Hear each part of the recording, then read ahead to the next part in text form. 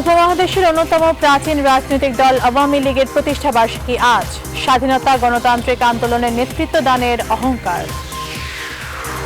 সড়ক নৌ ও রেলপথে পুরো বিচ্ছিন্ন ঢাকা। প্রবেশ মুখে কড়াকড়ি। 7 জেলায় লকডাউনের প্রথম দিনে ঢিলেঢালা ভাব, ব্যর্থতায় বিপর্যয়ের শঙ্কা। ঢাকায় 71, চট্টগ্রামে 55% শরীরে অ্যান্টিবডি। দেশে আরও 76 মৃত্যু। শনাক্ত ঊর্ধ্বমুখী। টিকাকে বৈশ্বিক পণ্য ঘোষণার আহ্বান প্রধানমন্ত্রী। আমি আলাপ করব, আমার সাথে দেখা হবে, তো আই শ্যাল স্পিক টু হিম। আমরা দুইজনেই মাননীয় প্রধানমন্ত্রীর নেতৃত্বে কাজ করি, এই ক্যাবিনেটে কাজ করি। We are still friend, we shall remain friend. পররাষ্ট্র পরিকল্পনা মন্ত্রীর বাহাস গড়ালো সংবাদ সম্মেলনেও। ভুল স্বীকার করে দুইজনেরই দুঃখ প্রকাশ, মতবিরোধ না থাকার দাবি। দুর্নীতির অভিযোগে হুইপ শামসুল হক সহ 6 জনের বিদেশ গমনে নিষেধাজ্ঞা। ক্যাসিনো তদন্তে অগ্রগতি।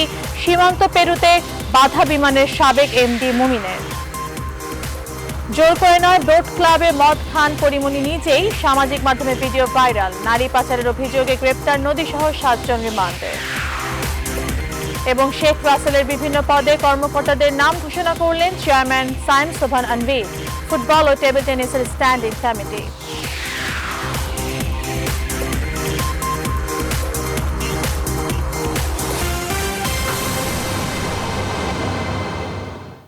রেইনবো অলরাউন্ডার এক্সটেরিয়র পেইন্ট, বাংলাদেশের আবহাওয়া উপযোগী একমাত্র পেইন্ট। স্বাগত নিউজ 24 সংবাদে, সাথে আছে আমি তাবাসসুম আহমেদ। দেখছিলেন শিরোনাম, এবার চলে যাচ্ছে পুরো সংবাদে। আজ 23 জুন। উপমহাদেশের অন্যতম প্রাচীন রাজনৈতিক দল বাংলাদেশ আওয়ামী লীগের প্রতিষ্ঠা বার্ষিকী। 1949 সালে পুরান ঢাকার রোজ গার্ডেনে জন্ম নেয়া রাজনৈতিক দলটি বাংলাদেশের স্বাধীনতা ও মুক্তিযুদ্ধ সহ প্রতিটি গণতান্ত্রিক, রাজনৈতিক ও সামাজিক আন্দোলনে নেতৃত্ব দিয়েছে। দলের প্রবীণ নেতারা বলেছেন, আওয়ামী লীগ পরিণত হয়েছে দেশের গণমানুষের সংগঠনে। তারা আরো বলেন, বাংলাদেশের স্বাধীনতা সংগ্রাম আর মুক্তির ইতিহাসে 23 জুন দিনটি তাই এক বাঁক বদলের অধ্যায়। শাহ আলী জয়ের প্রতিবেদন। 1947-এ ব্রিটিশ উপনিবেশবাদের কবল থেকে মুক্ত হলো ভারত, জন্ম হলো নতুন রাষ্ট্র পাকিস্তানের। কিন্তু ভাগ্যের পরিবর্তন হলো না এ অঞ্চলের মানুষের। সেদিনের পূর্ব পাকিস্তান, আজকের বাংলাদেশ বাধা পড়ল শোষণ বঞ্চনার নতুন শৃঙ্খলে। এমন বাস্তবতায় কট্টরপন্থী পাকিস্তানি শাসন ব্যবস্থার বিপরীতে 49-এর 23 জুন যাত্রা শুরু করে উদারপন্থী রাজনৈতিক সংগঠন আওয়ামী মুসলিম লীগ। মাওলানা আব্দুল হামিদ খান ভাসানী ছিলেন সংগঠনের প্রতিষ্ঠাতা সভাপতি, আর সাধারণ সম্পাদক শামসুল হক। কারান্তরীণ তরুণ নেতা শেখ মুজিবুর রহমান হন দলের যুগ্ম সাধারণ সম্পাদক। বঙ্গবন্ধু একমাত্র নেতা যিনি উপলব্ধি করেছিলেন পাকিস্তান বাঙালিদের জন্য হয় নাই, একদিন বাংলার ভাগ্য নিয়ন্ত্রণ বাঙালিদের হতে হবে, সে লক্ষ্য সামনে তিনি সংগ্রাম করেছেন। 52-তে সাধারণ সম্পাদক শামসুল হকের অসুস্থতায় ভারপ্রাপ্ত সাধারণ সম্পাদক হন বঙ্গবন্ধু শেখ মুজিবুর রহমান। পরের বছর সম্মেলনে তাকে এই পদের পূর্ণাঙ্গ দায়িত্ব দেয় দল। 55-র সম্মেলনে দলের নাম থেকে মুসলিম শব্দটি বাদ দেয়া হয়। মন্ত্রিত্বের জন্য এসে ঘুরে বেড়ায়, কিন্তু বঙ্গবন্ধু মন্ত্রিত্ব ত্যাগ করে আওয়ামী লীগের সাধারণ সম্পাদক করেছে। 66-তে পাকিস্তানের বিরোধী দলগুলোর সম্মেলনে আওয়ামী লীগ সভাপতি বঙ্গবন্ধু শেখ মুজিবুর রহমান লাহোরে উত্থাপন করেন বাঙালির মুক্তির সনদ, ঐতিহাসিক 6 দফা। এর মাত্র 5 বছরের মধ্যেই 6 দফা পরিণত হয় 1 দফায়, আর তা হলো বাংলাদেশের স্বাধীনতা। 71-এ মুক্তিযুদ্ধের নেতৃত্ব দানকারী দল আওয়ামী লীগ। এই দেশের যা কিছু অর্জন বঙ্গবন্ধুর আমলে, বঙ্গবন্ধু এবং আওয়ামী লীগের নেতৃত্বে দেশ স্বাধীন থেকে শুরু করে আজকে শেখ হাসিনার নেতৃত্বে, আওয়ামী লীগের নেতৃত্বে সব মানুষের চাওয়া পাওয়া আজকে বাস্তবায়ন হচ্ছে এই সরকারের মাধ্যমে, আওয়ামী লীগের মাধ্যমে। 75-এ জাতির জনক বঙ্গবন্ধু শেখ মুজিবুর রহমানকে হত্যার পর স্বাধীন বাংলাদেশে নানা চড়াই উতরাইয়ের মুখোমুখি হয় দলটি। দলের ভেতরে ভাঙা গড়া এবং সামরিক স্বৈরশাসনের মুখে 81-তে দেশে ফিরে আওয়ামী লীগের হাল ধরেন বঙ্গবন্ধু কন্যা শেখ হাসিনা। 96 সালে 21 বছর পর রাষ্ট্র ক্ষমতায় আসে আওয়ামী লীগ। বঙ্গবন্ধু যেমন সামরিক শাসন বিরোধী আন্দোলন করেছেন, তিনিও কিন্তু সামরিক সরকার বিরুদ্ধে আন্দোলন করেছেন। জীবনের ঝুঁকি নিয়ে বারবার প্রাণনাশের হুমকি থাকা সত্ত্বেও তিনি পিছু হটেননি।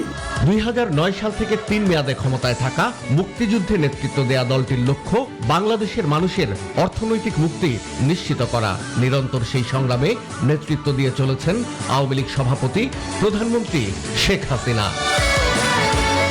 শাহ আলী জয়, নিউজ 24, ঢাকা। করোনা নিয়ন্ত্রণে দেয়া 7 জেলার লকডাউন ঢিলেঢালাভাবে অব্যাহত থাকলেও বিপর্যয়ের আশঙ্কা করেছেন স্বাস্থ্যবিদরা। মঙ্গলবার সকাল 6টা থেকে করোনা ভাইরাসের সংক্রমণ রোধে 7 জেলা দেওয়া হয়েছে কঠোর লকডাউন।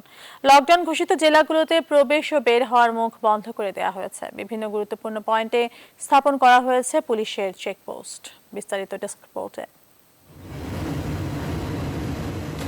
করোনা সংক্রমণ ঠেকাতে মানিকগঞ্জে কঠোর বিধিনিষেধের কারণে বিপণী বিতানগুলো বন্ধ ছিল সারাদিনই। তবে চলাচল করছে কিছু কিছু ব্যাটারি চালিত অটোরিকশা ও ইজি বাইক। প্রাইভেট কার চললেও বন্ধ রয়েছে ঢাকা আরিচা মহাসড়কের গণপরিবহন। পাটুরিয়া দৌলতদিয়া নৌরুটে প্রয়োজনীয় ফেরি দিয়ে পণ্যবাহী ট্রাক, অ্যাম্বুলেন্স, জরুরি কাজে ব্যবহৃত যানবাহন পারাপার করা হচ্ছে। পার হয়েছে যাত্রী ও ছোট গাড়িও। তবে এই নৌরুটে লঞ্চ চলাচল বন্ধ রয়েছে। রাজবাড়ীতে পণ্যবাহী ট্রাক ছাড়া অন্য যানবাহন চলেছে কম।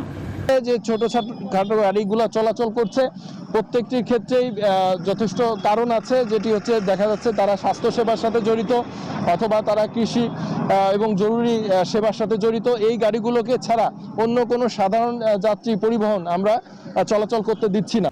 এদিকে শুরু থেকেই বাংলা বাজার ও শিমুলিয়া নৌরুটে লঞ্চ চলাচল বন্ধ আছে। জরুরি প্রয়োজনে ফেরি চলাচল করছে সেখানে। বন্ধ আছে স্পিডবোট।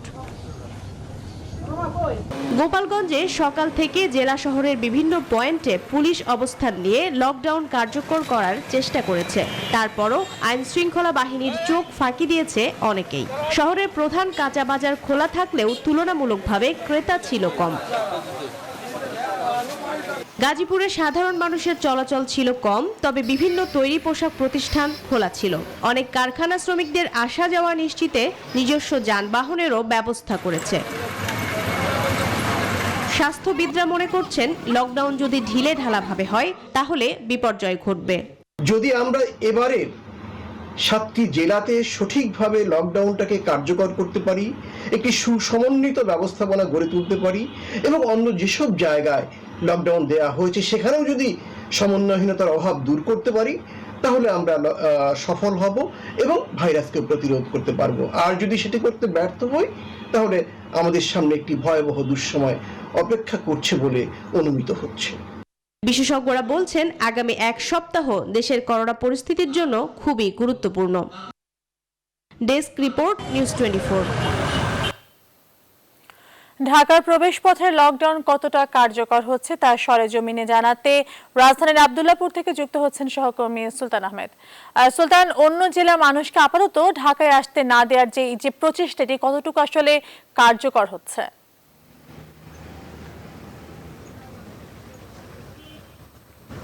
এখন পর্যন্ত দেখতে তাবাসসুম কার্যত মনে হচ্ছে কার্যকর হচ্ছে। আপনি যেমনটি আসলে আমরা রিপোর্টেও দেখলাম এবং বিশেষজ্ঞ যিনি বললেন যে আসলে যদি এটি কার্যকর করা না যায় তাহলে আসলে কোনো লাভ নেই। আমরা আব্দুল্লাহপুরে রয়েছে। আপনি জানেন যে রাজধানীর অন্যতম আসলে বের হওয়া এবং ঢোকার প্রবেশদ্বার কিন্তু এই আব্দুল্লাহপুর। অনেকগুলো জেলা থেকে এখানে আসলে গণপরিবহন চলাচল করে। তবে আপনি যদি একটু দেখেন যে এখানে যে সমস্ত গাড়িগুলো রাস্তার মধ্যে চলছে দেখছি আমরা, এর মধ্যে গণপরিবহন বলতে বাস কিংবা অন্য কোনো মিনি বাস আমরা চলাচল করতে দেখছি না। আমরা যেমনটি দেখতে পেয়েছি যে এখানে আমরা যখন এসছি তখনও বেশ কয়েকটি বাস এখানে দাঁড়ানো ছিল, তবে পুলিশ এসে পুলিশের হস্তক্ষেপে সবগুলো বাসই এখান থেকে সরিয়ে নেওয়া হয়েছে এবং স্বাভাবিকভাবেই যখন বাসগুলো সরিয়ে নেওয়া হয়েছে তখন কিন্তু সাধারণ মানুষ যারা রয়েছেন বিভিন্ন পথে যাতায়াতের জন্য তারা কিন্তু ভোগান্তিতে পড়েছেন। আমরা অন্যদিকে রাস্তার অন্য প্রান্তে যেমনটি দেখেছি যে ঢাকা ঢোকার যেই পথ রয়েছে সেটিও কিন্তু পুলিশ খুবই কঠোর নজরদারিতে রয়েছে, অর্থাৎ ঢাকা থেকে বের হওয়া কিংবা ঢাকা ঢুকতে দিচ্ছে না দূরপাল্লার কোনো বাস। এবং এর ফলে যে আসলে সাধারণ মানুষ ভোগান্তিতে পড়ছে তা আপনি দেখতেই পাচ্ছেন। অনেক মানুষ আসলে যেতে পারছে না, কারণ যেহেতু সিদ্ধান্তটি তড়িৎ গতিতে নেওয়া হচ্ছে, হুট করে নেওয়া হচ্ছে। আপনারা কোথায় যাবেন? আমি জামালপুর যাব। জামালপুর যাবেন। তো আমার এত রাতে কেন? আমার বাবু হয়েছে, নতুন বাবু হয়েছে, তো বাবু দেখতে যাবো আর কি। তো সরকার হঠাৎ করে লকডাউন দিয়েছে, মানে কোনো সমন্বয়হীনতা নাই। একবার বলছে গাড়ি চলবে, একবার চলবে না, আন্তঃজেলা চলবে। আমরা তো ভেঙে ভেঙে যাচ্ছি, আমাদের যেটা যাওয়ার দরকার আমরা যাব, কিন্তু ভেঙে ভেঙে যাচ্ছে। এতে তো আরও লোকজনের সমাগম বেশি হচ্ছে। আমার মনে হয় যদি এই আন্তনগর গাড়িগুলো যদি ছেড়ে দেয়, এক সিট খালি করে রেখে রেখে, এটা মনে হয় ভালো হবে। আপনি কি জানতেন যে আজকে থেকে বাস চলছে না? হ্যাঁ জানতাম, কিন্তু আমার বাড়িতে যাওয়াটা খুব জরুরি। আমার যেহেতু নতুন বাবু হয়েছে, এটা দেখার জন্য এটা আমার জানতাম। প্রয়োজনে আপনি যেতে চাচ্ছেন। আপনি একটু বলবেন কোথায় যাবেন আপনি? ময়মনসিং যাব। ময়মনসিংহ যাবেন? জি। এখন কি পরিস্থিতি? এখন পরিস্থিতি তো অন্ত গাড়ি করে পাচ্ছে না, কোনো কিছু নাই, যাবো কেমনে? কি বলছে মানে পুলিশ বা পুলিশ জায়গায় জায়গায় আবার এই প্রাইভেট কারে যাইতে গেলেও প্রাইভেট কার ফিরায়, জায়গায় জায়গায় ফিরাইয়া ধরে সেগুলো কি পাওয়া যাচ্ছে? হ্যাঁ, অ্যাভেলেবেল না। প্রাইভেট কারে তো নিরাপত্তা, কারণ প্রাইভেট কারে তো আপনারা নিরাপত্তা দিতে পারে না, কারণ প্রাইভেট কারে অনেক সময় ছিনতাইকারীর এই রুটটা আর ছিনতাইকারীর প্রবণতাটা বেশি থাকে, যার জন্য আমরা প্রাইভেটের উঠেও নিরাপত্তা বোধ করি না। পাবলিক বাস হইলে আমাদের জন্য সুবিধা যে যাতায়াতে মানে ছিনতাইকারী মুক্তভাবে যাওয়া যায়। আপনারা হয়তো টিভি নিউজে অনেক সময় দেখছেন যে এরকম কিন্তু হয় যে রোডে নিয়ে এসে আমাদেরকে। আপনাদের এখন যারা আপনারা যেতে চাচ্ছেন তাদের দাবি কি? দাবি হচ্ছে যে ওই যে এটাই যে মানে স্বাস্থ্যবিধি মেনে এক সিট খালি করে যদি সরকার আমাদেরকে ওইভাবে চলাচলের ব্যবস্থাটা করে, ওটা আমাদের জন্য ভালো হয় আর কি। তাবাসসুম, আপনি শুনছিলেন যে কথাগুলো বারবার ঘুরে ফিরে আসলে যাত্রীরা বলছেন তাদের প্রয়োজনে তাদের আসলে গ্রামের বাড়ি যাওয়ার যেই কথা তারা বলছিলেন। এবং অন্যদিকে আমরা দেখেছি যে লকডাউন যে দেওয়া হয়েছে এটি যাত্রীদের মধ্যে অনেকে জানলেও বেশিরভাগ যাত্রী জানে না। এবং এই সুযোগে, অর্থাৎ এই যে বাস গণপরিবহন চলছে না, এই সুযোগে কিন্তু ছোট ছোট যে সমস্ত পরিবহনগুলো রয়েছে, সিএনজি কিংবা আমরা দেখছি অটোরিকশা যেগুলো রয়েছে, গাজীপুর চৌরাস্তা পর্যন্ত তারা আসলে নিয়ে যাচ্ছে। এবং তাদের ভাড়ার যে পরিমাণ তা কিন্তু অন্য যে কোনো সময়ের চেয়ে কয়েক গুণ বেশি। অর্থাৎ সব মিলিয়ে কিন্তু এই মধ্যরাতেও কিন্তু যাত্রীদের ভোগান্তির শেষ নেই। অর্থাৎ সরকারের যে সিদ্ধান্ত তা আসলে হঠাৎ করে নেয়ার ফলে যাত্রীরা যেমনটি বলছেন তারা আসলে ভোগান্তিতে পড়েছেন। অন্যদিকে যারা গণপরিবহনের যারা রয়েছেন তাদের সাথে আমরা কথা বলেছি, তারাও আসলে যেমনটি বলছেন তারাও আসলে বিপাকের মধ্যে পড়েছেন। তো এই ছিল আমার কাছে তাবাসসুম আব্দুল্লাহপুর থেকে ঢাকা থেকে বের হওয়া এবং ঢাকা ঢোকার সবশেষ পরিস্থিতি। সুলতান, আপনাকে অসংখ্য ধন্যবাদ। দর্শক, রাজধানীর আব্দুল্লাহপুর থেকে যুক্ত হয়েছিলেন সহকর্মী সুলতান আহমেদ। আজ রাত 12টা থেকে ঢাকার সঙ্গে সারা দেশে রেল যোগ বন্ধ ঘোষণা করা হয়েছে। রেলমন্ত্রী নুরুল ইসলাম সুজন নিউজ 24-কে এই তথ্য নিশ্চিত করেন। রেল বন্ধ মানে আমাদের ঢাকার সাথে যোগাযোগ করে সকল ট্রেন বন্ধ হয়ে যাচ্ছে রাত 12টা 30 তারিখ পর্যন্ত। কিন্তু আমাদের ঢাকার বাইরে যেমন ট্রেন চলাচল করে, যেমন চিটাগাং থেকে সিলেট, চিটাগাং থেকে চাঁদপুর, চিটাগাং থেকে ময়মনসিংহ, এই ট্রেনগুলো যথারীতি চলবে আর কি। ঢাকায় 71% মানুষের শরীরে করোনা ভাইরাসের অ্যান্টিবডির উপস্থিতি পাওয়া গেছে, আর চট্টগ্রাম শহরে এই হার 55%। ঢাকা চট্টগ্রামে বস্তি ও বস্তির বাইরে করোনা সংক্রমণ নিয়ে মঙ্গলবার অনলাইনে প্রকাশিত আইসিডিডিআরবির প্রতিবেদনে এই তথ্য জানানো হয়। বিশ্লেষকরা বলেছেন, বস্তিতে থাকা মানুষ শারীরিকভাবে অনেক পরিশ্রমী হওয়ায় তাদের মধ্যে অ্যান্টিবডির মাত্রা বেশি। আরিফিন শাকিল জানাচ্ছেন বিস্তারিত। সবশেষ 2014 সালে বস্তি শুমারিতে পরিসংখ্যান ব্যুরো জানায়, ঢাকা শহরের বস্তিতে বসবাস করেন প্রায় 6.5 লাখ মানুষ। চট্টগ্রামে সেই সংখ্যা কয়েক লাখ। দেশে করোনা সংক্রমণ বাড়ার পরপরই বস্তি অঞ্চলে তৈরি হয় বড় ধরনের ঝুঁকি। 2020 সালের অক্টোবর থেকে 2021 সালের ফেব্রুয়ারি পর্যন্ত 5 মাস বস্তিতে বসবাসকারীদের রক্তে কোভিড-19 উপস্থিতি ও তার সম্ভাব্য কারণ নির্ণয় করতে সমীক্ষা চালায় আইসিডিডিআরবির গবেষক ডক্টর রুবানা রাকিব ও ডক্টর আব্দুল রাজ্জাক।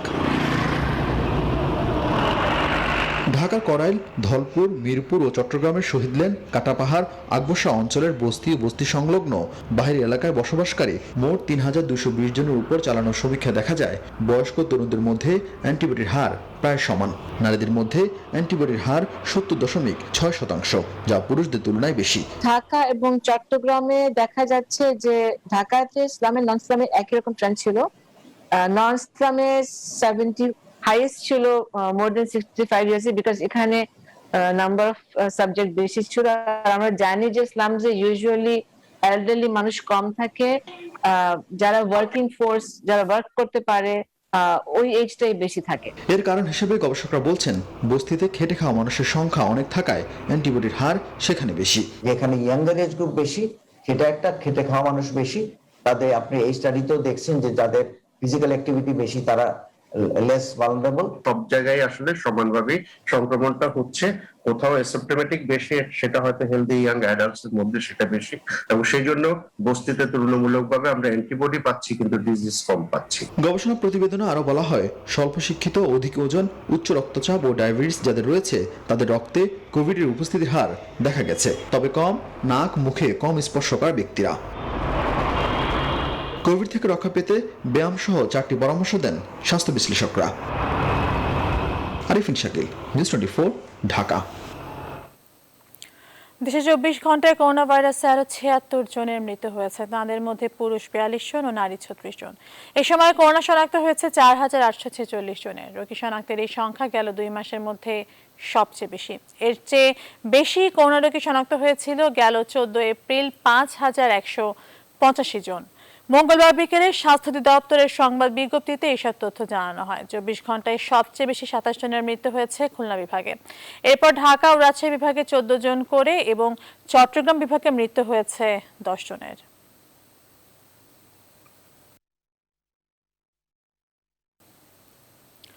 কোভিড ভ্যাকসিনকে বৈশ্বিক পণ্য হিসেবে ঘোষণার আহ্বান জানিয়েছেন প্রধানমন্ত্রী শেখ হাসিনা। বলেছেন, সক্ষম উন্নয়নশীল এবং স্বল্পোন্নত দেশগুলোকে টিকা উৎপাদনে প্রয়োজনীয় সহযোগিতা নিশ্চিত করতে হবে।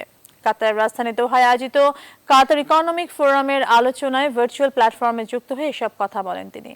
শাহ আলী জয়ের প্রতিবেদন। করোনা পরবর্তী বিশ্বের অর্থনৈতিক প্রবৃদ্ধির ধারা কেমন হবে তা নিয়ে কাতারের রাজধানী দোহায় এই ভার্চুয়াল সম্মেলন কাতার ইকোনমিক ফোরাম 2021। বাংলাদেশের প্রধানমন্ত্রী শেখ হাসিনা সহ শতাধিক দেশের রাষ্ট্র ও সরকার প্রধান এবং শীর্ষ কর্মকর্তারা যুক্ত হন আলোচনায়।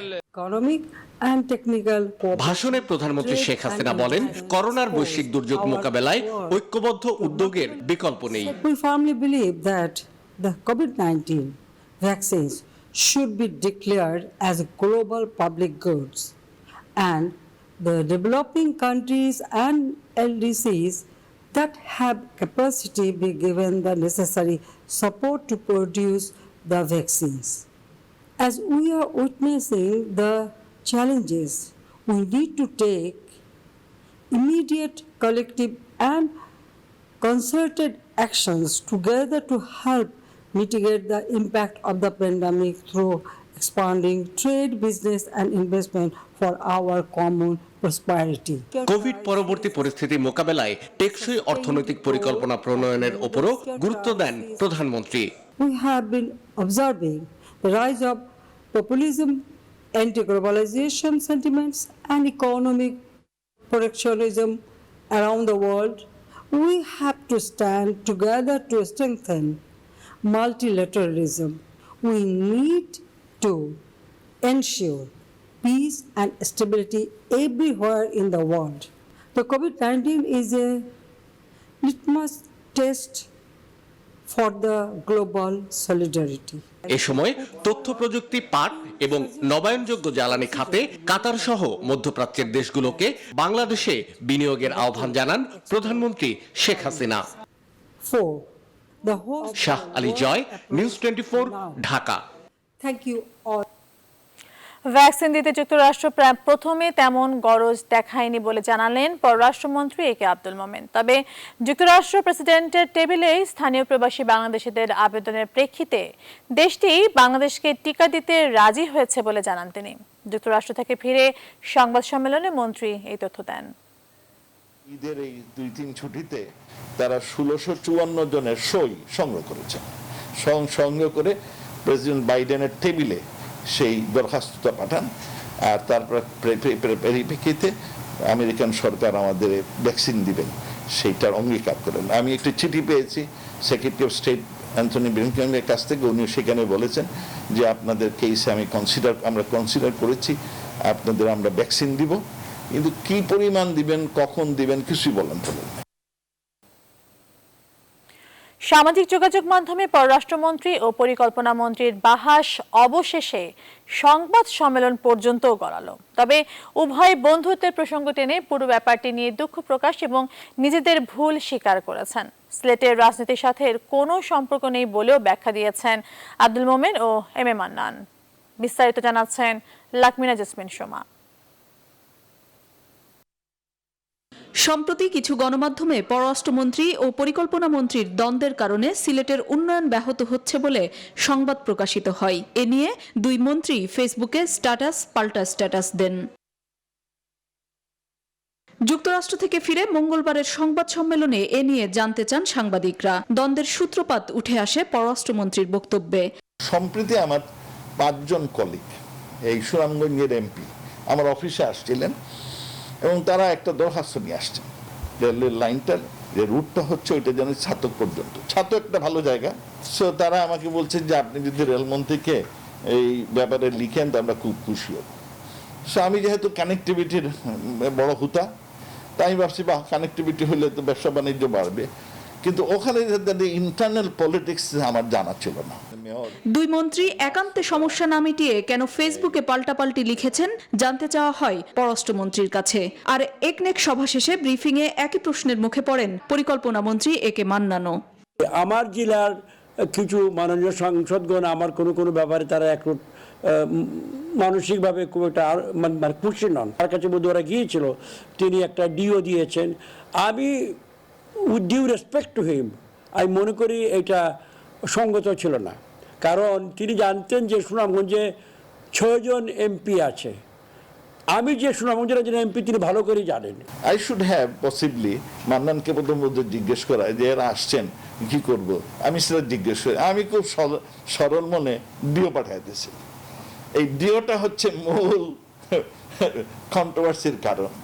নিজেদের দীর্ঘদিনের বন্ধুত্ব তুলে ধরে দুঃখ প্রকাশ করেন বৃহত্তর সিলেট অঞ্চলের দুই মন্ত্রী। I feel sorry about it. আমি আলাপ করব, আমার সাথে দেখা হবে, তখন I shall speak to him. নীতিগত কোনো বিষয় নয় এটা যে আমরা মতভেদ আছে। আমরা দুইজনেই মাননীয় প্রধানমন্ত্রীর নেতৃত্বে কাজ করি, এই ক্যাবিনেটে কাজ করি। We are still friends, we shall remain friends. কোনো বিশেষ বা অসৎ উদ্দেশ্য হাসিলের জন্য দুই মন্ত্রীর দ্বন্দ্ব নিয়ে সংবাদ প্রকাশ করা হয়েছে বলেও মন্তব্য করেন পররাষ্ট্রমন্ত্রী। আমি কানেক্টিভিটি চাই, so I did it. লাকমিনা jasmine Soma, news 24, Dhaka. দুর্নীতির অভিযোগে তদন্তের প্রয়োজনে হুইপ শামসুল হক চৌধুরী সহ 6 জনের বিদেশ যাত্রায় নিষেধাজ্ঞা দেওয়া হয়েছে। গণমাধ্যমে এমন তথ্য জানিয়েছেন দুদক সচিব। তিনি আরো বলেন, অভিযুক্তরা পালিয়ে যাওয়ার শঙ্কায় এই নিষেধাজ্ঞা। এদিকে আদালতের অনুমতি নিয়ে বিমান বাংলাদেশের সাবেক এমডি আবুল মনিম মোসাদ্দিক, ক্যাসিনো কাণ্ডে নাম আসা লোকমান ফিরোজ সহ 4 জনের বিরুদ্ধে নিষেধাজ্ঞা দিয়েছে দুদক। আলী তালুকদারকে নিয়ে সাথে নিয়ে আরো জানাচ্ছেন প্লাবন রহমান। মহানগর দায়রা জজ ও মহানগর সিনিয়র স্পেশাল জজ আদালতের আদেশে বলা হয়েছে, হুইপ শামসুল হক চৌধুরী সহ 6 জন অভিযুক্ত বিদেশ যেতে পারবেন না। এই আদেশ ইমিগ্রেশন থেকে শুরু করে সংশ্লিষ্ট সব জায়গায় পাঠানো হয়েছে। অভিযুক্তরা হলেন চট্টগ্রাম 12 আসনের সংসদ সদস্য হুইপ শামসুল হক চৌধুরী, সুনামগঞ্জ 1 আসনের এমপি মোয়াজ্জেম হক চৌধুরী রতন, ভোলা 3 আসনের সংসদ সদস্য নুরুন্নবী চৌধুরী শাওন, মোহাম্মদ আব্দুল হাই, সাজ্জাদুল ইসলাম ও আবুল কালাম আজাদ। আদালতের আদেশে আরো বলা হয়েছে, হুইপ শামসুল সহ বাকিরা সরকারি কর্মকর্তাদের শত শত কোটি টাকা ঘুষ দিয়ে বড় বড় ঠিকাদারি হাত করেছেন, আত্মসাৎ করেছেন সরকারি অর্থ, ক্যাসিনো ব্যবসা করে শত শত কোটি টাকা পাচার করেছেন বিদেশে। এ নিয়ে দুদক সচিব গণমাধ্যমের নানা প্রশ্নের উত্তর দেন। একটা হলো তার বিদেশ যাত্রা, আর একটা হলো তার পাসপোর্ট রহিত করা জমা দেওয়া, আর একটা হলো পাসপোর্ট নিয়ে আসা। আগে যে সমস্ত দেওয়া হয়েছে, বিদেশ যাত্রা বারণ করা হয়েছে, যে সমস্ত লোকজনকে ইমিগ্রেশনকে বলা হয়েছে, সেইগুলার ভূতাপেক্ষিক অনুমোদনের জন্য বা বিজ্ঞ আদালতে আবেদন জানানো হয়েছে। এ সংক্রান্ত তদন্ত কাজের অগ্রগতি সম্পর্কেও গণমাধ্যমকে জানান দুদক সচিব। অগ্রগতি তো হয়েছে, যে তদন্তকারী কর্মকর্তার তত্ত্বাবধানে সেটা অগ্রগতি তো আছে। এখন কতটুকু হয়েছে এটা এই মুহূর্তে বলা যাচ্ছে। দুদক আরও যেসব বিষয় আমলে নিয়েছে তার মধ্যে আছে অভিযুক্তদের অস্বাভাবিক সম্পদ বৃদ্ধি। অনুসন্ধানে জানা যায়, মাত্র 10 বছরে হুইপ শামসুল হকের সম্পদ বেড়েছে প্রায় 1500 গুণ। 2008 সালের নির্বাচনের আগে তার হাতে নগদ অর্থ ছিল মাত্র 1369 টাকা, আর 2018 সালের নির্বাচনী হলফনামা বলছে তার কাছে আছে $27 লাখ, আর স্ত্রীর ব্যাংকেও আছে 16 লাখের বেশি টাকা। হুইপ ছাড়াও বাকি অভিযুক্তদের সম্পদের পরিমাণ নিয়েও দুদক অনুসন্ধান করছে।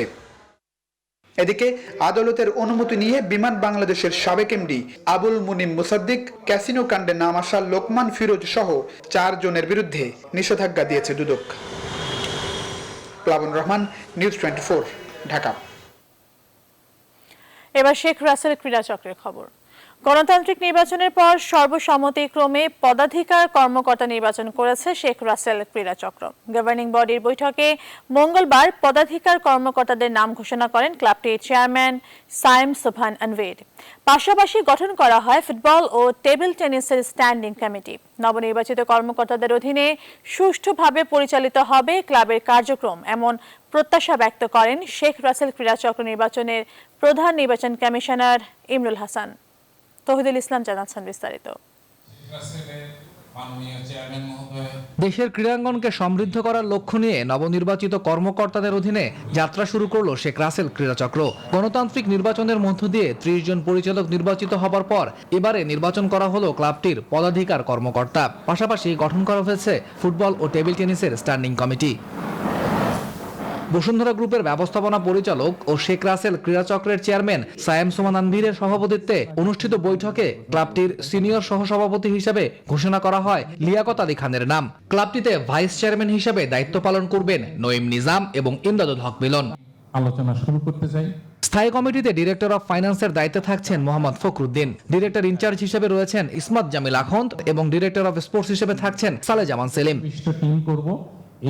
নবনির্বাচিত কর্মকর্তাদের অধীনে সুষ্ঠুভাবে পরিচালিত হবে ক্লাবের কার্যক্রম, এমন প্রত্যাশা ব্যক্ত করেন শেখ রাসেল ক্রীড়া চক্রের নির্বাচনের প্রধান নির্বাচন কমিশনার ইমরুল হাসান। যে 7 জন নির্বাচিত হয়েছেন তারা সকলে অত্যন্ত যোগ্য এবং আমি আশা করছি তারা তাদের কার্যক্রমের মাধ্যমে সামনের বছরগুলোতে শেখ রাসেলকে আরো সুন্দরভাবে পরিচালিত করতে পারবেন। বৈঠকে ফুটবলের পাশাপাশি ক্রিকেট, দাবা, ব্যাডমিন্টন, লন টেনিস, আর্চারি ও শিশুদের চিত্রাঙ্কন প্রতিযোগিতা ক্লাবে অন্তর্ভুক্তির কথা জানান শেখ রাসেল ক্রীড়া চক্রের চেয়ারম্যান সায়েম সুমান আনভীর। দেশের ক্রীড়াঙ্গনের উন্নয়নে বিষয়টি বড় ভূমিকা রাখবে বলেও মনে করছেন ইমরুল হাসান। আমার মনে হয় শেখ রাসেলের মতো কোনো ক্লাব যদি এই সমস্ত খেলাগুলোতে অংশগ্রহণ করে তাহলে মানুষের দৃষ্টি ও খেলাগুলোর দিকে মানুষজন আকর্ষিত হবে এবং এই খেলাগুলো আলোচনার মধ্যে আসবে। এতে করে কিছুটা হলে বাংলাদেশের ক্রীড়াঙ্গনে একটা সাড়া পড়বে বলে আমি বিশ্বাস করি। দলের গঠনতন্ত্র অনুযায়ী ফুটবলের জন্য 15 সদস্যের স্ট্যান্ডিং কমিটি ও টেবিল টেনিসের জন্য 11 সদস্যের স্ট্যান্ডিং কমিটি গঠন করেছে ক্লাবটি। তৌহিদুল ইসলাম, নিউজ 24, ঢাকা। রাজধানীর হাতিরঝিল থানায় মানব পাচার ও পর্নোগ্রাফি আইনের মামলায় আন্তর্জাতিক নারী পাচারকারী চক্রের প্রধান সমন্বয়ক নদী সহ 7 জনের 4 দিন করে রিমান্ড মঞ্জুর করেছেন আদালত। মঙ্গলবার ঢাকা মেট্রোপলিটন ম্যাজিস্ট্রেট আদালতের বিচারক বেগম মাহমুদা আক্তার এই রিমান্ডের আদেশ দেন। এর আগে মামলার তদন্ত কর্মকর্তা আসামিদের আদালতে হাজির করে তাদের প্রত্যেকের 10 দিন করে রিমান্ডের আবেদন করেন। সোমবার বিকেলে হাতিরঝিল থানার এক টিম নড়াইল ও যশোর জেলার সীমান্ত এলাকায় অভিযান চালিয়ে তাদের গ্রেপ্তার করে। আবারও সামাজিক যোগাযোগ মাধ্যমে ভাইরাল বোট ক্লাবে ঢুকে মদ পান করেছেন পরিমণি। এর আগেও গণমাধ্যমে বোট ক্লাবের সিসিটিভি ক্যামেরার ফুটেজ প্রকাশ পায়। এদিকে সিআইডি বলছে মানব পাচার করে কোটি কোটি টাকা হাতিয়েছেন অমি ও তার সহযোগীরা। অধিকতর জিজ্ঞাসাবাদের রিমান্ড মঞ্জুরের জন্য আদালতে তোলা হবে। তবে আগের দেওয়া রিমান্ডের পর এখনো অমির বিষয়ে কোনো তথ্য দেয়নি পুলিশ। বিস্তারিত জানাচ্ছেন মো খন্দকার। উত্তরার বোট ক্লাবে সেই মধ্যরাতের ঘটনার আরও একটি ভিডিও ভাইরাল হয়েছে অভিনেত্রী পরিমণির। ভিডিওতে দেখা গেছে পরিমণি ক্লাবে ঢুকেই বারের সামনে চেয়ারে বসে তার সঙ্গীদের নিয়ে মদ পান করছেন।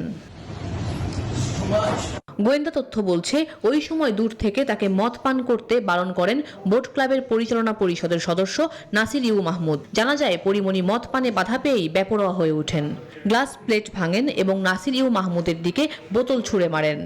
এক পর্যায়ে নাসির মাহমুদ ক্ষুব্ধ হয়ে পরিমণিকে চড় মেরে বসেন। এর আগেও গণমাধ্যমে বোট ক্লাবের সিসিটিভি ক্যামেরার ফুটেজ প্রকাশ পায়। তবে অনেকেই ধারণা করছেন চড় মারার ক্ষোভ থেকেই বাকি সবকিছু করেছেন পরিমণি। এই ঘটনায় গ্রেফতার তার বন্ধু অমির 9 সহযোগীকে গ্রেফতার করেছে সিআইডি। এই দুজনকে ব্যাপক জিজ্ঞাসাবাদ করে আমরা অভিযান চালিয়ে ঢাকা শহর এবং পার্শ্ববর্তী এলাকা থেকে গ্রেফতার আরো 9 জনকে, আরো 7 জনকে আমরা গ্রেফতার করতে সমর্থ হই। সিআইডি বলছে তাদের তদন্ত চলমান রয়েছে। তবে 15 জুন থেকে অমির 7 দিন রিমান্ড চললেও এখনো তার কোনো বক্তব্য দেয়নি পুলিশ। আমরা তদন্ত করে সেই ব্যবস্থাটা অবশ্যই দিব। আমাদের কাছে এখনো পর্যন্ত যে তথ্য আছে সেটি হলো যে যাদেরকে আমরা গ্রেপ্তার করেছি প্রত্যেকেই কোনো না কোনোভাবে প্রত্যক্ষভাবে এটার সঙ্গে জড়িত। এর আগে 15 জুন রাতে রাজধানীর দক্ষিণখান এলাকায় অভিযান চালিয়ে একটি অফিস থেকে বাসির ও মশিউর মিয়া নামে অমির 2 সহযোগীকে গ্রেফতার করে পুলিশ। গ্রেফতারকৃতদের রিমান্ডে জিজ্ঞাসাবাদ করা হবে বলেও জানান পুলিশ কর্মকর্তারা। মৌ খন্দকার, নিউজ 24, ঢাকা। ঢাকা বাইপাস এক্সপ্রেসের খরচ বাড়ল 186%, আর বাস্তবায়নের মেয়াদও বাড়ছে 4 বছর। মঙ্গলবার একনেক সভায় এক প্রকল্পের জন্য সংশোধিত বরাদ্দ দেয়া হয়েছে 438 কোটি টাকা। এদিন একনেক সভায় 4166 কোটি টাকা ব্যয়ে মোট 10টি প্রকল্পের অনুমোদন দেওয়া হয়। বৈঠকে সহস্রাব্দ উন্নয়ন লক্ষ্য MDG বাস্তবায়নে বাংলাদেশ অগ্রগামী ছিল এবং যথেষ্ট দক্ষতার পরিচয় দিয়েছে বলে মন্তব্য করেন প্রধানমন্ত্রী শেখ হাসিনা। অর্ধ কোটি টাকার জাল নোট ও টাকা তৈরির সরঞ্জাম সহ এক যুবককে রাজধানীর মেরুলবাড্ডা থেকে গ্রেপ্তার করেছে র্যাব 10। জাল নোট তৈরির চক্রটির সাথে আরও অন্তত 2 জন জড়িত আছে বলে ধারণা র্যাবের। মঙ্গলবার বিকেলে রাজধানীর কারওয়ান বাজার র্যাব মিডিয়া সেন্টারে সংবাদ সম্মেলনে র্যাব 10-এর অধিনায়ক মাহফুজুর রহমান এসব কথা জানান। তিনি বলেন, গ্রেপ্তার যুবকটি রাজধানীর একটি বেসরকারি বিশ্ববিদ্যালয়ের সিভিল ইঞ্জিনিয়ারিং এর ছাত্র। কয়েকটি সিন্ডিকেটের মাধ্যমে তারা জাল নোট বানাতো। তার কাছ থেকে জাল টাকা তৈরির একটি ল্যাপটপ, একটি প্রিন্টার, একটি মোবাইল ফোন ও 4820 টাকা জব্দ করেছে র্যাব। এছাড়াও জাল নোট ছিল 50,28,000 টাকার। তিনি বলেন, সাধারণত ঈদ বা কোনো উৎসবের আগে বাজারে জাল নোট বেশি ছড়ায়, তাই সাবধান থাকার পরামর্শ র্যাবের।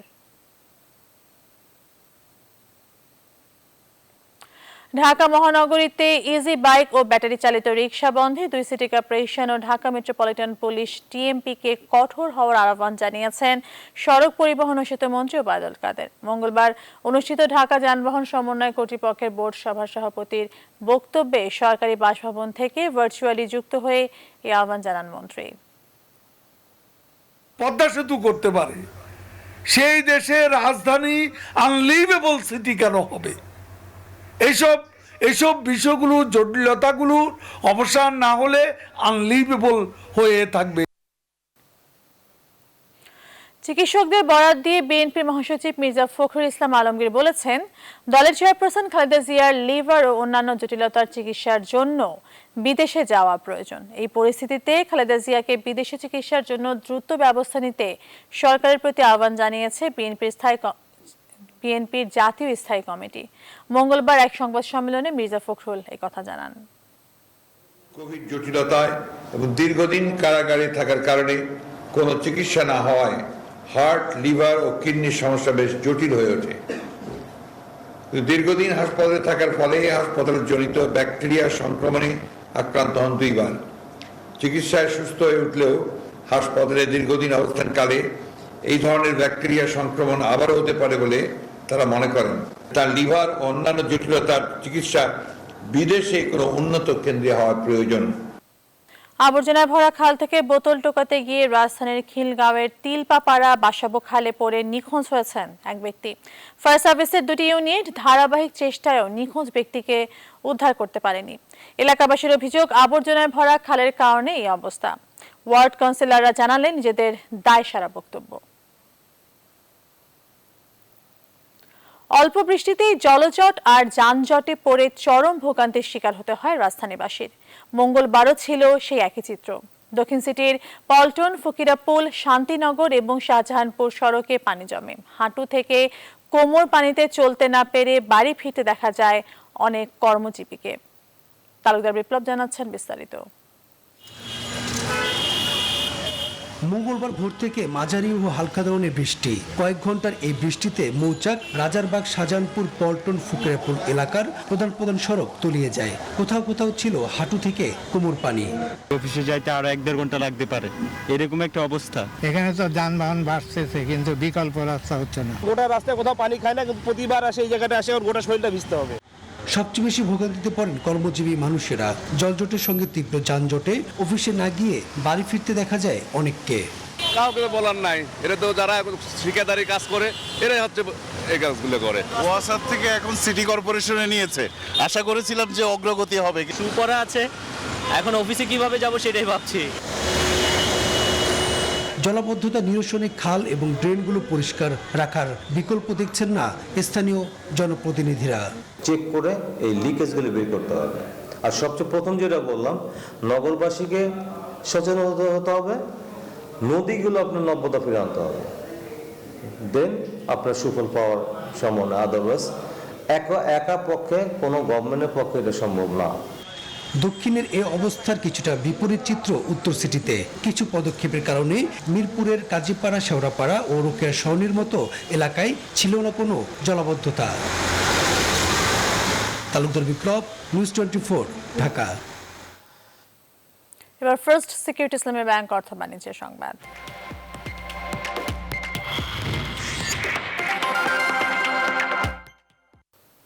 প্রায় 3.5 বছরের মধ্যে ঢাকা স্টক এক্সচেঞ্জের প্রধান মূল্য সূচক সর্বোচ্চ অবস্থানে ওঠার পর মঙ্গলবার কিছুটা কমেছে। সেই সঙ্গে কমেছে বেশিরভাগ প্রতিষ্ঠানের শেয়ার ও ইউনিটের দাম এবং লেনদেনের পরিমাণ। মঙ্গলবার শেয়ার বাজারে লেনদেন শুরু হয় বেশিরভাগ প্রতিষ্ঠানের শেয়ার ও ইউনিটের দাম কমার মাধ্যমে। দিন শেষে ডিএসইর প্রধান মূল্য সূচক DSEX আগের দিনের তুলনায় 19 পয়েন্ট কমে অবস্থান করে 6105 পয়েন্টে। ডিএসইতে এদিন লেনদেন হয়েছে 2017 কোটি টাকা, যা আগের দিনের চেয়ে 25 কোটি টাকা কম। আন্তর্জাতিক প্রসঙ্গ।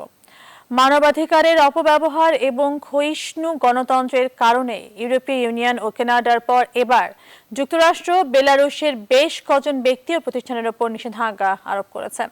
মার্কিন রাজস্ব বিভাগ এক বিবৃতিতে জানিয়েছে, বেলারুশের প্রেসিডেন্ট আলেকজান্ডার লুকাশেঙ্কো সরকারের বাড়াবাড়ি রকমের সহিংসতা, নিপীড়ন, রায়ান এয়ারের বাণিজ্যিক ফ্লাইট জোর করে অবতরণ করানোর বেপরোয়া আচরণ এবং সাংবাদিক প্রোতাসেভিচকে গ্রেপ্তারের জবাবে দেশটির 16 ব্যক্তি ও 5 প্রতিষ্ঠানকে কালো তালিকাভুক্ত করা হয়েছে।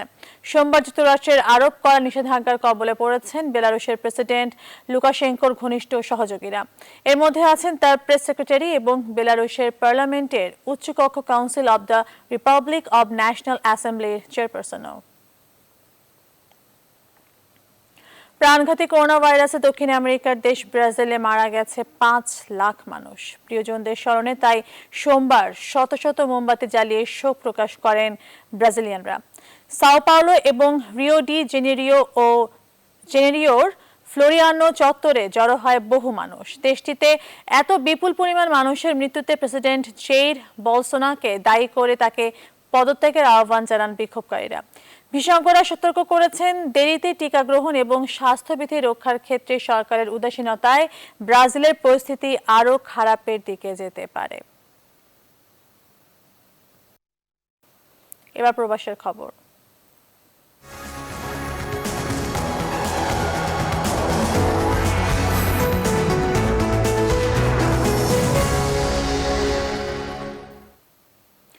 প্রবাসী বাঙালিদের উদ্যোগে সিডনিতে তৈরি হচ্ছে মাতৃভাষা স্মৃতিসৌধ। সিডনির ক্যাম্বেল টাউন কাউন্সিল এলাকায় আন্তর্জাতিক মাতৃভাষা দিবস মনুমেন্ট নির্মাণের লক্ষ্যে মঙ্গলবার এক সেমিনার অনুষ্ঠিত হয়।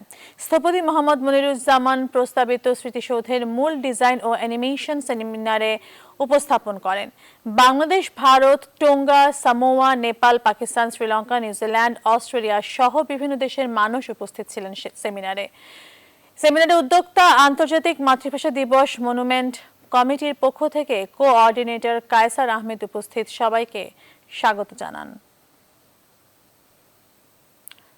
তদন্ত প্রজ্ঞাবংশ মহস্থবির প্রতিষ্ঠিত বুদ্ধ গয়া প্রজ্ঞা বিহার আন্তর্জাতিক ধ্যান কেন্দ্র প্যারিসের উদ্যোগে শুভ বৌদ্ধ পূর্ণিমা ও বিহারের 5ম প্রতিষ্ঠা বার্ষিকী উপলক্ষে দিনব্যাপী নানা আয়োজনে উদযাপিত হয়েছে। রোববার বিহারের সামনে বৌদ্ধ পূজা, প্রয়াত বৌদ্ধ সংঘ ও দায়ক মানিক বড়ুয়ার উদ্দেশ্যে সংঘদান, অষ্টপরিষ্কার, পঞ্চশীল প্রার্থনা সহ নানা আয়োজনের মধ্য দিয়ে শুরু হয় অনুষ্ঠান। এতে ভিডিও কনফারেন্সে যোগ দিয়ে ভদন্ত প্রজ্ঞাবংশ মহস্থবির সবাইকে আশীর্বাদ করেন। আলোচনা সভা ও ধর্মীয় অনুষ্ঠানের সভাপতিত্ব করেন ভদন্ত বিজয়ানন্দ মহাথেরো।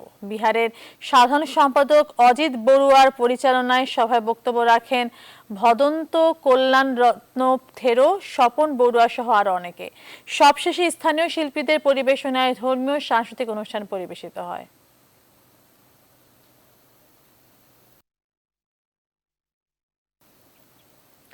কেন্দ্রীয় আন্তর্জাতিক বিষয়ক সম্পাদক ও উপ আন্তর্জাতিক বিষয়ক সম্পাদকের উদ্যোগে ইতালি আওয়ামী যুবলীগের তত্ত্বাবধানে মনফালকোনে গরিঝিয়া শাখার আওয়ামী যুবলীগ গঠনের লক্ষ্যে রোববার যুবলীগের সিভি গ্রহণ করা হয়। বহির্বিশ্বে আওয়ামী যুবলীগকে শক্তিশালী করার লক্ষ্যে বাংলাদেশ আওয়ামী যুবলীগের নির্দেশক্রমে যুবলীগ গঠনের অনুষ্ঠানে উপস্থিত ছিলেন সিভি সংগ্রহের সাব কমিটির অন্যতম সদস্য ইতালি যুবলীগের সাংগঠনিক সম্পাদক মজনু দেওয়ান। এছাড়া উপস্থিত ছিলেন ইতালি যুবলীগের সাবেক আইন বিষয়ক সম্পাদক মোহাম্মদ জাহাঙ্গীর আলম সোহাগ ও দলের অন্যান্য কর্মীরা। সৌদি আরব কেন্দ্রীয় বিএনপির প্রধান উপদেষ্টা ও জাতীয় কার্যনির্বাহী কমিটির সদস্য আলহাজ আব্দুর রহমানকে সংবর্ধনা দিয়েছে মক্কা নাক্কাসা প্রাদেশিক বিএনপি। নাক্কাসা বিএনপির সভাপতি নুরুল ইসলামের সভাপতিত্বে এতে প্রধান অতিথি ছিলেন সৌদি আরব বিএনপির সহসভাপতি এ কে আজাদ। কেফায়াতুল্লাহ কলিমুল্লাহর পরিচালনায় বিশেষ অতিথি ছিলেন রওশন জামিল শিপু, ওবায়দুল হক, আলী হোসেন, জাফর আলম, মোহাম্মদ আক্তার, সুরত আলম সহ আরো অনেকে। প্রযুক্তির উৎকর্ষতায় বিশ্বের নতুন নতুন যন্ত্র আবিষ্কার হচ্ছে, যার সবই মানুষের কাজকে আরো সহজ করে তোলার জন্য। এবার তারই ধারাবাহিকতায় জার্মানির কোম্পানি ভলোকপ্টার তৈরি করেছে ফ্লাইং ট্যাক্সি, আর এটি আগামী 2024 সাল নাগাদ অলিম্পিক গেমসে ব্যবহার করা হবে বলে জানিয়েছে সংশ্লিষ্ট কোম্পানি। নাহিজিহানের desk report.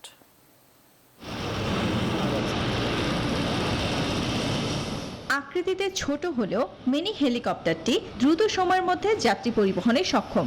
ভলোকপ্টার নামের এই ছোট বাহনটি ঘন্টায় 30 কিলোমিটার পথ অতিক্রম করতে পারে। ইলেকট্রনিক এই কপ্টারটি ভূমি থেকে 30 মিটার উচ্চতায় উড়ে যেতে পারে। এছাড়া দুজন যাত্রী বহন করতে পারলেও লাগেজ বা মালপত্র নেয়ার আলাদা কম্পার্টমেন্ট রয়েছে কপ্টারটিতে।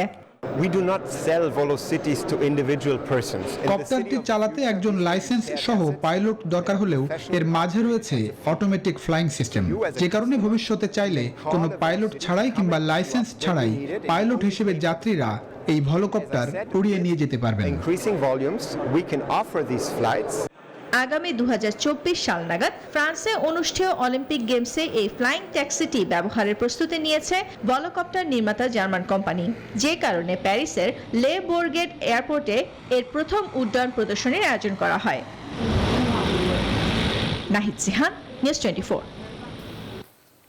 অবশেষে সব সংখ্যা দূরে ঠেলে মাঠে গড়াতে যাচ্ছে জিম্বাবুয়ে বাংলাদেশ পূর্ণাঙ্গ সিরিজ। করোনা মহামারীতে গোটা দেশে ক্রীড়া কার্যক্রম বন্ধ করা হলো। জিম্বাবুয়ে ক্রিকেট বোর্ডের আবেদনে সবুজ সংকেত দিয়েছে দেশটির স্পোর্টস ও রিক্রিয়েশন কমিশন। ঘোষণা করা হয়েছে বাংলাদেশ দলের সফরসূচি। নিউজ 24 সংবাদ এখন এই পর্যন্তই। সবাইকে ধন্যবাদ।